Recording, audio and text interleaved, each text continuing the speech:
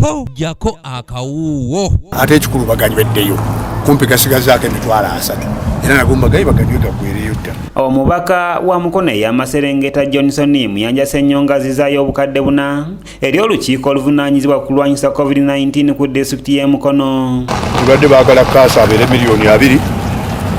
n'amafuta nga bawenga amafuta naguninga bawo ne kaasa miliyoni 2 naziwaayo dda neyongeddeko 4 ezaali ez'amafuta kive mu ddiiro miliyoni 2 tukyakola n'ebisingawo mwami Kateregga kyeŋŋamba kubanga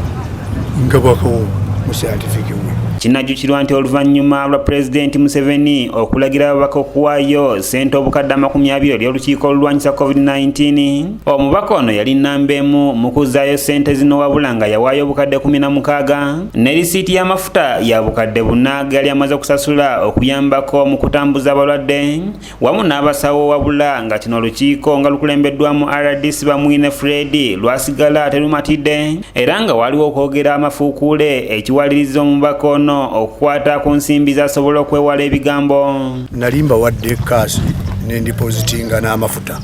olw'obwetaavu bw'abantu abaffe abalwadde ab'embuto abaki nga tulowooza nti bayinza okukalubirwa entambula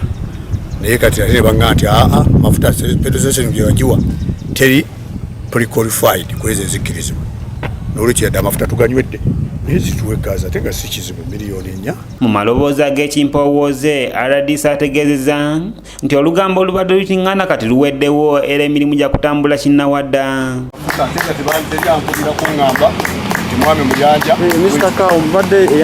Nenjagala ekyo kive mu ki olugambo lumazi. Wabula ye Muyanja Ssenyonga ategeezza nti ekirungi olukiiko lwekwasa nti amafuta yagasasula ku petrol station etamanyiddwa mu lukiiko naye basobodde okugakozesa ne bagamalayo era bw'atyo n'ategeeza nti wagenda mu maaso n'okuwagira enteekateeka y'okulwanyisa ekirwadde. Petrol station zibakkirizibwa okukulako eyo nga teriimu natulazewo ne problem nasonde ezibawa batali bakola risiiti ebibiri ebyamafuta bibeere mafuta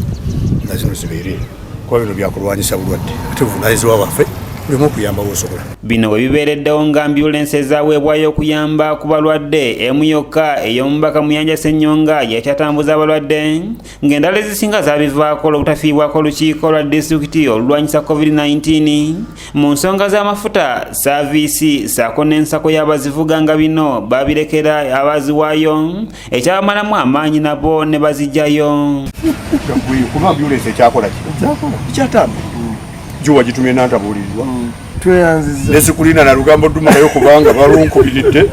ne baŋŋamba omwana tewamukubira lugambo litubaddewo era naŋŋamba nti n'abalufulumya ojja basangawo baabwe era mbasanzeewo. Patrice Kyewalabye yakusakidde eggulire lino okulwa ABS Television era nga naye bye tubiyetaagisa kumanya nze ekikulu kyesaagadde